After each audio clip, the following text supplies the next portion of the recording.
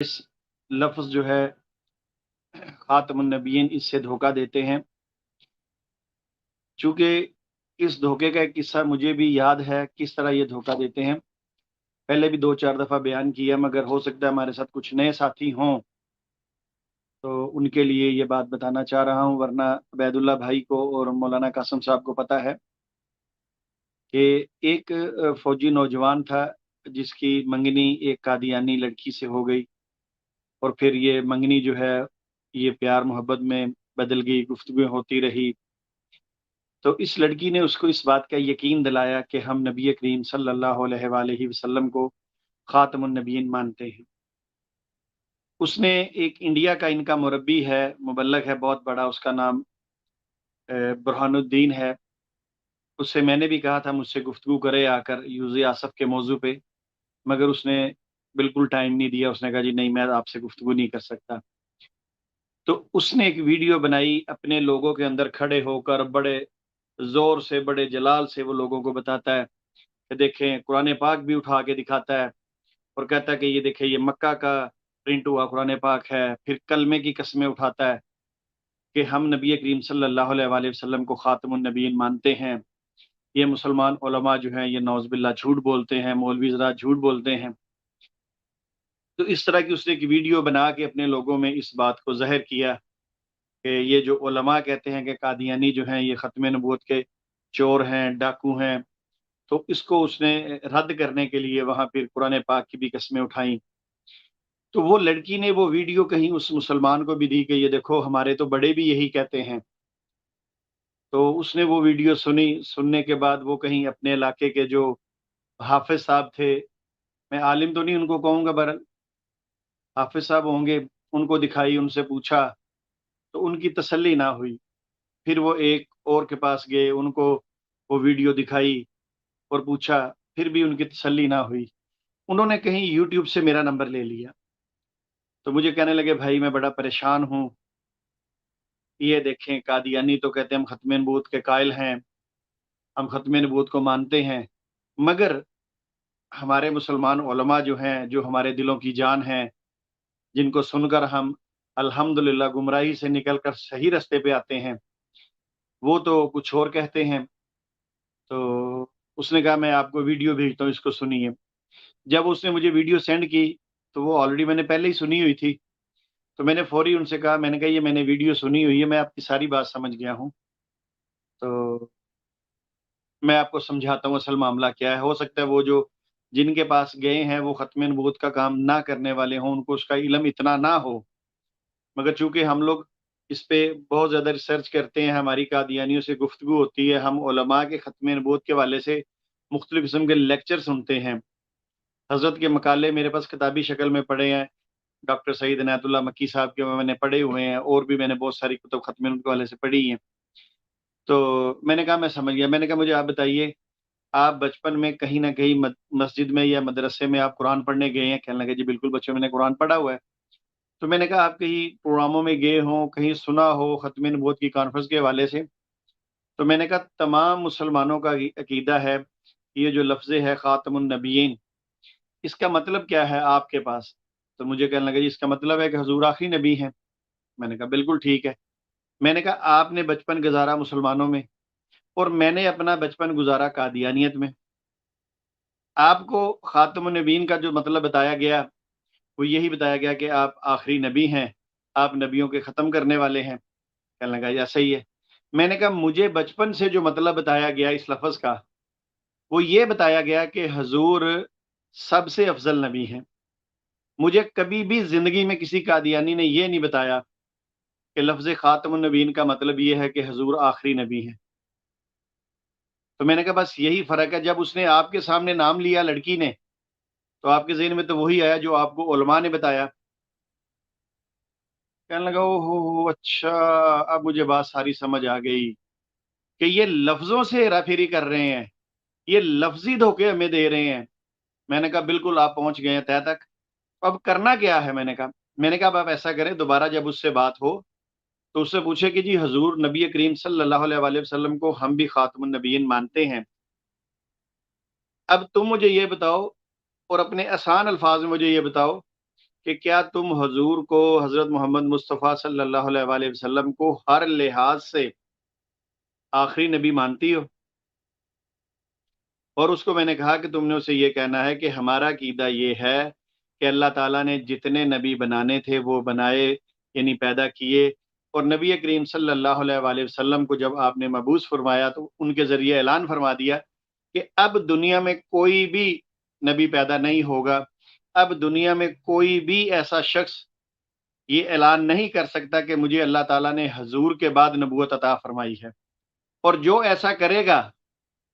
وہ دجال ہے، وہ کذاب ہے۔ تو کہنے لگا ٹھیک ہے جی، بس مجھے اب ٹائم دے دیں، مجھے آپ کی بات ساری سمجھ آ گئی ہے۔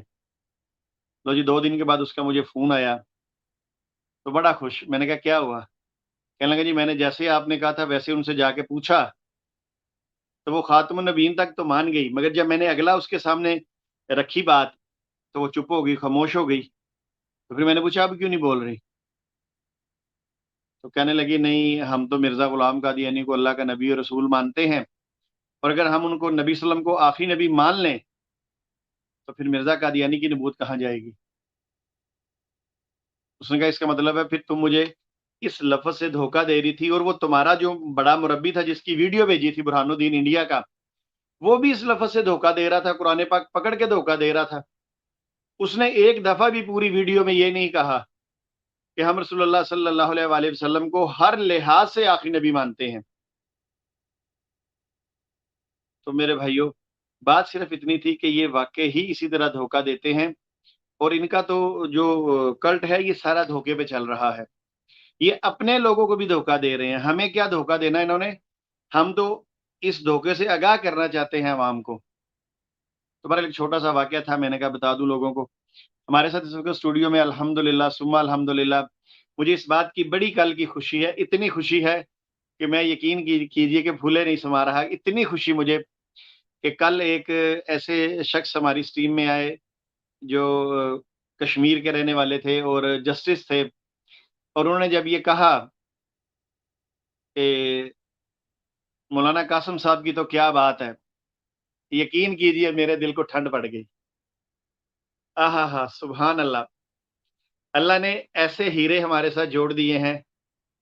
کہ جج حضرات بھی یہ کہنے پر مجبور ہو گئے ہیں کہ جناب ان کی تو کیا بات ہے۔ تو اللہ تعالیٰ ان کو صحت تندرستی دے، ان کی پریشانیاں دور فرمائے۔ تو میں چلتا ہوں مولانا قاسم صاحب کی طرف۔ مولانا صاحب السلام علیکم ورحمۃ اللہ وبرکاتہ۔ وعلیکم السلام ورحمۃ اللہ وبرکاتہ۔ عبید اللہ لطیف صاحب کو بھی السلام علیکم، اور جتنے احباب سن رہے ہیں۔ شمس بھائی آج میں بہت زیادہ جلدی میں ہوں، اور ڈاکٹر صاحب کا لیکچر تو ویسے مختصر ہوتا ہے، لیکن آج ماشاءاللہ ان کا لیکچر بھی کافی لمبا تھا۔ میں اپنے استاذ کی ملاقات کے لیے آیا ہوں اور باہر بیٹھا ہوں، لیکچر سن رہا ہوں۔ تو ڈاکٹر صاحب نے آج جو بات کی ہے ماشاءاللہ، یہ اسے کہتے ہیں مہر لگا دی ہے۔ خاتم النبیین کا معنی آخری نبی ہونا، اس کو بھی ڈاکٹر صاحب نے خاتم کر دیا اور اس پر بھی مہر لگا دی، اس لیے کہ قرآن کریم عربی زبان میں ہے، اور عربی زبان کے لیے ہمیں عربی لغت کو دیکھنا پڑے گا۔ ایک لفظ جس کے کئی معانی بنتے ہوں تو وہ لفظ مشترک کہلاتا ہے، یہ کئی معنی میں مشترک ہے، اور پھر جہاں وہ استعمال ہوتا ہے، اس کی مثال پہلے بھی میں نے لفظ موبائل سے دی ہے، اس کا معنی کیا ہے، اس کی مراد کیا ہے، تو اس معنی اور مراد کو متعین کرنے کے لیے ہمیں قرائن کا سہارا لینا پڑتا ہے۔ تو ڈاکٹر صاحب نے جو معنی بیان فرمائے، ایک تو یہ ہے کہ نگینہ انگوٹھی کا، دوسرا انگوٹھی، تیسرا مہر، اسی طرح یہ جو گھوڑے کے پاؤں کی سفیدی یا گدی کے اوپر جو گڑا ہے وہ، تو یہ لغت میں اس کے معنی ہیں، اور یہ اس کے لغوی معنی ہے۔ افضل کا معنی خاتم النبیین کا لغوی معنی نہیں ہے، یہ لغوی معنی ہے ہی نہیں۔ ہم نے پہلے لغوی معنوں کو دیکھا جائے گا، جو حقیقی معنی ہے یا جس کو معنی موضوع لہو کہا جاتا ہے، اس معنی موضوع لہو کو ہم لے کر چلیں گے، اور جب خاتم النبیین کی آیت آئے گی تو وہاں ہم دیکھیں گے کہ یہاں کون سا معنی فٹ بیٹھ سکتا ہے۔ اب ظاہر ہے کہ نہ تو یہاں گڑے والا معنی فٹ بیٹھ سکتا ہے، نہ یہاں نگینے والا معنی فٹ بیٹھ سکتا ہے، نہ یہاں مہر والا معنی فٹ بیٹھ سکتا ہے۔ لیکن اگر مہر کا معنی بھی لے لے تو بھی ہمارے خلاف نہیں ہے، اس لیے کہ مہر بھی آخر میں ہی لگائی جاتی ہے۔ نہ یہاں پر انگوٹھی والا معنی فٹ بیٹھ سکتا ہے، اور نہ ہی یہاں پر گھوڑے کے پاؤں کی سفیدی والا معنی فٹ بیٹھ سکتا ہے۔ ہم اگر آیات کے سیاق اور سباق کو دیکھیں گے، پہلے بھی ڈاکٹر صاحب نے اس بات پر بڑا زور دیا ہے، اللہ ان کو جزائے خیر دے، کہ معنی کو سمجھنے کے لیے ہم نے ایک تو سیاق و سباق کو دیکھنا ہے، دوسرے روایت کو دیکھنا ہے، تیسرا درایت کو دیکھنا ہے، اور یہ تفصیلی گفتگو ہو چکی ہے۔ تو اب یہاں جب ہم سیاق و سباق کو دیکھتے ہیں تو یہ بات کئی دفعہ کی جا چکی ہے کہ ہم شان نزول کو دیکھیں، اور شان نزول سے ہم اندازہ کریں کہ یہاں خاتم کا معنی کیا بن سکتا ہے۔ تو ان لوگوں نے یہ کہا کہ نبی علیہ الصلوۃ والسلام کی تو کوئی اولاد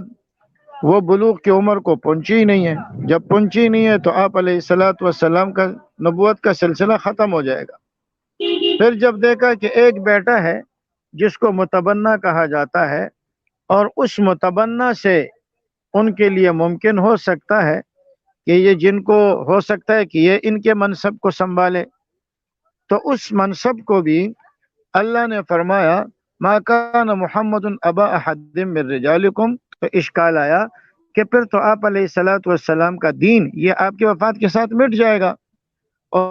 تھا تو وہ بھی بیچ میں سے نکل گئے۔ تو اللہ نے فرمایا ولیکن رسول اللہ، اس وہم کا خاتمہ کر دیا، وہ رسول اللہ ہے، اور آپ کی امت وہ آپ کی اولاد کا درجہ رکھتی ہے۔ اور پھر وہ خاتم النبیین، آپ خاتم النبیین ہیں تو قیامت تک آنے والے یہ سارے آپ علیہ الصلوۃ والسلام کی اولاد کہلائے گی۔ تو اب خاتم کا معنی افضل لینا یہ مجازی معنی ہے، اور حقیقی معنی کے ہوتے ہوئے مجازی معنی کی طرف نہیں جایا جاتا۔ یہ ہم پہلے کئی دفعہ کہہ چکے ہیں کہ جب تک حقیقی معنی پر عمل کرنا ممکن ہو، مجازی معنی کی طرف نہیں جایا جاتا۔ تو اب لفظ خاتم کی لغوی تحقیق اگر آپ دیکھیں گے تو اس کا معنی آخر القوم کے بھی آتے ہیں، آخری کے آتے ہیں۔ اس کے معنی جو دوسرے میں نے عرض کر دیے، اس آیت کے سیاق و سباق کو ہم نے دیکھ کر یہ متعین کرنا ہے کہ یہاں کون سا معنی درست بیٹھ سکتا ہے اور کون سا معنی وہ فٹ بیٹھ سکتا ہے۔ تو حقیقی معانی کے مقابلے میں مجازی معنی لینا اور پھر یہ کہنا کہ یہ نبی علیہ الصلوۃ والسلام کی فضیلت کی دلیل ہے، اگر اس کو ہم افضل کے معنی میں مراد نہ لیں تو پھر اس کے نبی علیہ السلام کی افضلیت کے بارے میں تو پھر کوئی آیت رہے گی نہیں۔ خلاصہ کلام یہ ہے کہ لغوی معنی کے اعتبار سے جو خاتم کے معانی ہے ان میں سے آخری کا معنی نبی علیہ الصلوۃ والسلام پر وہ اس موقع کے اوپر فٹ بیٹھ سکتا ہے، باقی معنی فٹ نہیں بیٹھ سکتے۔ اب رہی یہ کہ جو اس کا معنی ہے یعنی کہ افضل کے معنی میں لینا، خاتم کو افضل کے معنی میں لینا، تو بھائی ہم نے اس کا بھی انکار نہیں کیا ہے۔ اس کی وجہ یہ ہے کہ نبی علیہ الصلوۃ والسلام جہاں زمانے کے اعتبار سے آخری نبی ہے، وہاں آپ کا رتبہ بھی خاتم النبیین کا ہے، آپ کا درجہ اور مرتبہ بھی خاتم النبیین کا ہے، تو اس کا تو ہم نے کوئی انکار کیا نہیں ہے۔ لیکن جیسے مولانا قاسم نانوتوی رحمۃ اللہ علیہ کی جو عبارت یہ حضرات پیش کرتے ہیں کہ حضرت نانوتوی نے بھی نبی علیہ الصلوۃ والسلام کو افضل کے معنی میں لیا ہے،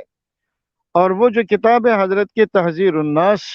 اور جو ابن عباس رضی اللہ تعالیٰ عنہ کے اثر پر حضرت نے ایک مختصر سی کتاب لکھی ہے، تو اس کتاب کے یہ حوالہ دیتے ہیں کہ قاسم نانوتوی رحمۃ اللہ علیہ نے بھی یہ کہا ہے کہ اگر بالفرض آپ کے بعد کوئی دوسرا نبی آیا تو یہ آپ کے خاتمیت کے منافی نہیں ہے۔ اس بات کو آپ یوں سمجھ لیں کہ ختم نبوت کے یہاں حضرت دونوں طریقوں سے نبی علیہ الصلوۃ والسلام کو آخری نبی ثابت کر رہے ہیں، زمانے کے اعتبار سے بھی آخری نبی ہے، اور آپ کا رتبہ بھی خاتم النبیین کا ہے، آپ کا رتبہ بھی خاتم النبیین کا ہے۔ پھر اس کے لیے حضرت نے فرمایا اگر بالفرض، دو لفظ استعمال کیے، ایک لفظ اگر اور دوسرا بالفرض، تو اس کا مطلب یہ ہوا کہ اگر بالفرض آپ علیہ الصلوۃ والسلام کے بعد کوئی نبی آ جائے تو وہ آپ کے خاتمیت کے منافی نہیں ہے۔ کیوں؟ اس لیے کہ آپ کا رتبہ بھی خاتم النبیین والا ہے، لیکن اس کا یہ مطلب نہیں ہے کہ حضرت نانوتوی رحمۃ اللہ علیہ نے آپ کے بعد کسی اور نبی کے آنے کو جائز قرار دیا ہو، بلکہ وہ لفظ استعمال کر رہے ہیں اگر بالفرض، اور یہ کہتے ہیں کہ آخری زمانے کے اعتبار سے آپ کو آخری نبی ماننا، حضرت نے فرمایا یہ عوام کا خیال ہے۔ تو شمس بھائی اور دوسرے ساتھی جو ہمارے سن رہے ہیں ان سب کو معلوم ہے کہ جب ہم کہتے ہیں خاتم النبیین تو ہمارا مقصد یہی ہوتا ہے کہ زمانے کے اعتبار سے آخری نبی۔ تو حضرت یہ بات سمجھانا چاہ رہے ہیں کہ آپ علیہ الصلوۃ والسلام زمانے کے اعتبار سے بھی آخری ہیں، اور آپ نے اسی چیز کو ثابت کیا ہے، اور آپ مرتبے کے اعتبار سے بھی آخری نبی ہے، آپ کا رتبہ بھی خاتم النبیین والا ہے۔ اس کی مثال یوں سمجھے جیسے کہ ہمارے مہمان خصوصی شمس بھائی ہیں، اور کہیں پر کوئی بیان ہے تو ان سے پہلے 4-5 مقررین نے تقریر کرنی ہے، پھر شمس بھائی کا بیان آخر میں مہمان خصوصی کا بیان ہوتا ہے۔ لیکن اگر شمس بھائی کو جلدی تھی اور انہوں نے پہلے تقریر کر لی تو بھی شمس بھائی ہمارے مہمان خصوصی ہی کہلائیں گے، اگرچہ انہوں نے بیان پہلے کر دیا۔ تو حضرت نے فرمایا کہ آپ علیہ الصلوۃ والسلام کا زمانہ یہ آخری نبی والا زمانہ ہے، زمانے کے اعتبار سے آپ آخر النبیین ہے، اور رہی رتبے کے اعتبار سے تو آپ علیہ السلام کے بعد کوئی نبی ہے نہیں، اس بات کو سمجھیں، آپ کے بعد کوئی اور نبی ہے نہیں۔ لیکن اگر بالفرض، اگر فرض کر لیا جائے کہ آپ کے بعد نعوذ باللہ کوئی نبی آ جاتا ہے تو بھی آپ کا درجہ اور آپ کا رتبہ خاتم النبیین والا ہے۔ تو حضرت نانوتوی رحمۃ اللہ علیہ نے تو ختم نبوت کے جو دونوں درجے اور دونوں رتبے تھے وہ نبی علیہ الصلوۃ والسلام کے لیے ثابت کر لیے۔ آپ نے نبی علیہ الصلوۃ والسلام کو سب سے افضل مانا ہے اور ہم بھی مانتے ہیں، آپ کا رتبہ بھی خاتم النبیین والا ہے، لیکن حضرت نانوتوی رحمۃ اللہ علیہ نے اس بات کا انکار تو نہیں کیا کہ نبی علیہ الصلوۃ والسلام وہ رتبے کے اعتبار سے آخری نبی ہیں اور زمانے کے اعتبار سے آخری نبی نہیں ہے، نعوذ باللہ من ذالک۔ آپ پوری کتاب پڑھ لیں، اول تو وہ کتاب ایسی ہے جو ہر کسی کو سمجھ آتی بھی نہیں ہے۔ مولانا قاسم نانوتوی رحمۃ اللہ علیہ کی کتابوں کو سمجھنے کے لیے بہت بڑے علم کی ضرورت ہوتی ہے، وہ ہر کسی کو سمجھ آتی بھی نہیں ہے، اور چونکہ کتاب مغلق تھی تو قادیانیوں نے اس کا وہ حصہ جو قابل اعتراض تھا اس حصے کو کاٹ کر کے آگے پیش کر لیا کہ قاسم نانوتوی رحمۃ اللہ علیہ نعوذ باللہ وہ ختم نبوت کا قائل نہیں ہے، اور آپ بھی اس بات کو مانتے ہیں کہ آپ علیہ السلام کے بعد کوئی نبی آ سکتا ہے۔ یہ حضرت نانوتوی رحمۃ اللہ علیہ پر بڑا بہتان ہے۔ حضرت نانوتوی رحمۃ اللہ علیہ نے تو نبوت کے ختم نبوت کے دو درجے بیان کیے، ایک زمانی اور ایک دوسرا مرتبی۔ تو آپ نے تو زمانی اعتبار سے بھی آپ کو خاتم النبیین مانا، اور مرتبی اعتبار سے بھی آپ کے لیے انہوں نے اس چیز کو ثابت کر لیا، اور یہ بیان حضرت نے علماء سے کہا ہے۔ تو بہرحال ختم نبوت یہ امت کا اجماعی عقیدہ ہے، اور ڈاکٹر صاحب نے آج جو گفتگو فرمائی وہ لغت کے اعتبار سے کی ہے۔ اب آگے روایت اس کے بارے میں کیا کہتی ہے، درایت اس کے بارے میں کیا کہتا ہے، اور مسلمانوں کے مفسرین کیا کہتے ہیں، تو ہمیں ڈاکٹر صاحب کے اس بیان کا بھی انشاءاللہ انتظار ہوگا اور اس میں بھی ہم شرکت کریں گے۔ میں اجازت چاہوں گا اس لیے کہ میں یہاں کسی پروگرام میں آیا ہوا ہوں۔ اللہ آپ سب کو جزائے خیر دے۔ جی بہت شکریہ مولانا قاسم صاحب، آپ نے اپنی اتنی مصروفیات کے باوجود، اگر آپ مجھے شروع میں بتا دیتے تو میں آپ کو شروع میں ہی لے کے، ہم تو اپنا واقعہ بعد میں بھی بیان کر دیتے۔ بہرحال اللہ تعالیٰ آپ کو جزائے خیر دے، آپ نے ٹائم نکالا۔ تو ہمارے ساتھ اس وقت جو ساتھی موجود ہیں وہ عبید اللہ بھائی ہیں، مجھے نظر آ رہے ہیں۔ آج انہوں نے کتابیں چند سیدھی کی ہیں مگر ساری نہیں کی، مجھے لگ رہا ہے۔ تو بہرحال دیکھتے ہیں عبید اللہ بھائی، ماشاءاللہ میرے پاس عبید اللہ بھائی کافی سارے کو تھا ختم نبوت کے حوالے سے، تو مرزا قادیانی جو ہے یہ کتنا عرصے تک خود بھی اس